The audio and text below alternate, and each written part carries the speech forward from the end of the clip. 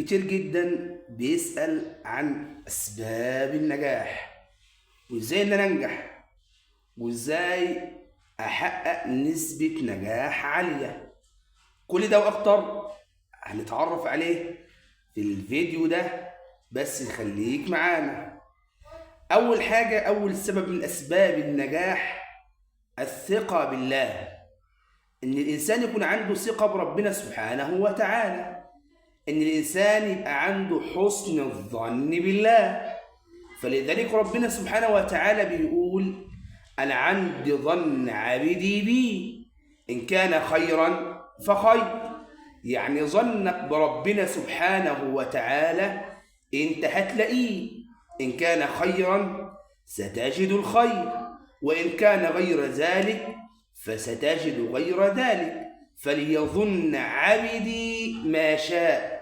فلذلك رحمة ربنا سبحانه وتعالى كبيرة جدا، بس الإنسان يظن برحمة ربنا سبحانه وتعالى خير. فلذلك الأنبياء والرسل ضاقت عليهم الأرض فكان لديهم حسن الظن بالله.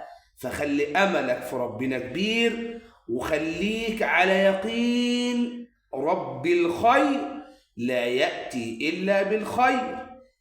تاني حاجة من أسباب النجاح الثقة بالنفس، إن أنت يكون عندك ثقة في نفسك، إن محدش يهز ثقتك في نفسك، إنك دايما تكون صاحب إرادة قوية وعندك ثقة في نفسك قوية.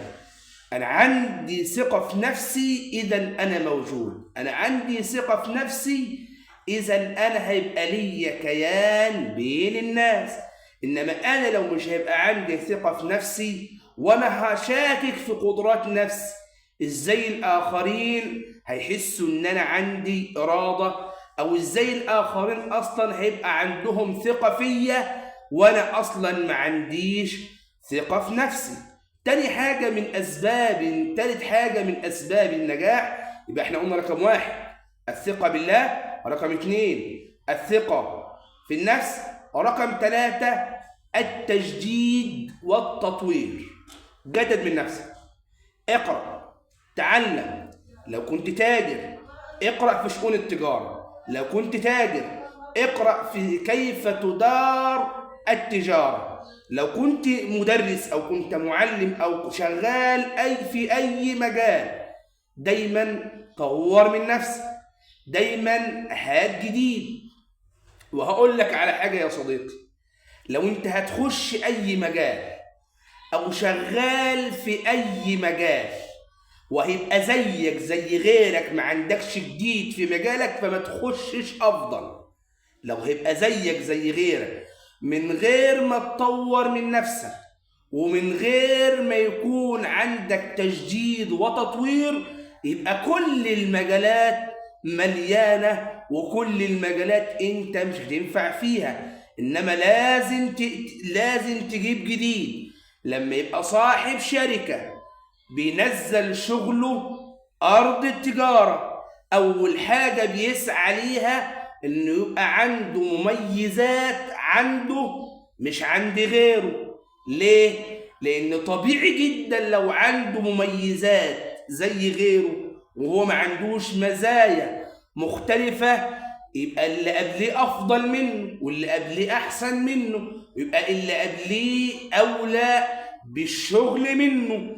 عندنا كمان رابع حاجة عدم اليأس. اوعى يبقى عندك يأس خالص.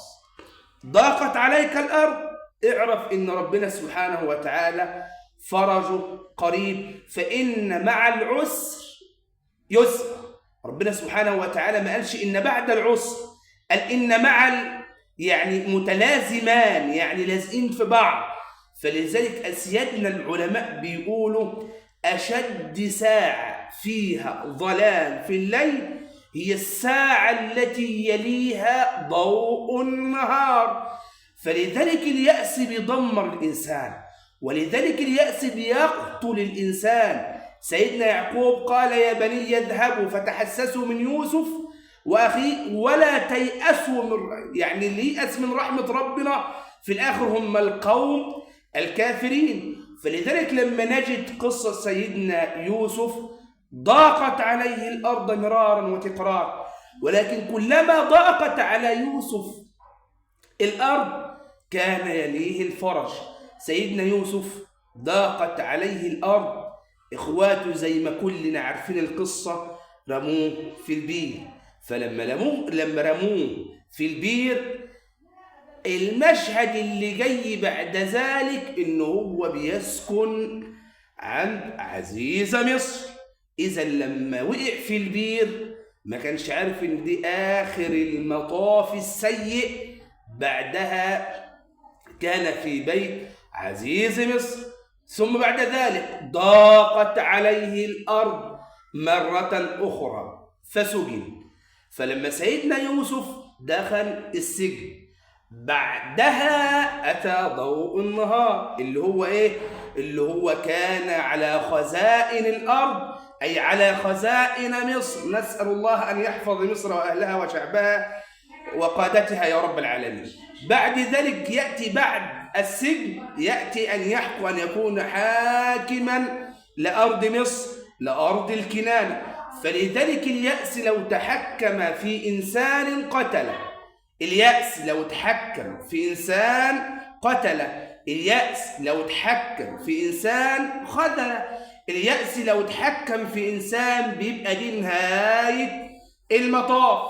اليأس سيطر عليه هو بيموت بالبطيء، هو زي الجبل اللي بيتهدي حاجة حاجة. فلذلك من أسباب النجاح عدم اليأس. آخر حاجة معانا في أسباب النجاح، يبقى احنا قلنا أسباب النجاح 5. قلنا رقم 1 الثقة بالله، قلنا رقم 2 الثقة بالنفس، قلنا رقم 3 التجديد والتطوير، انك تطور من نفسك، قلنا رقم 4 عدم اليأس، رقم 5 ابذل جهد أكبر، اتعب علشان حلمك. عندك حلم عافر علشان حلمك، عندك طموح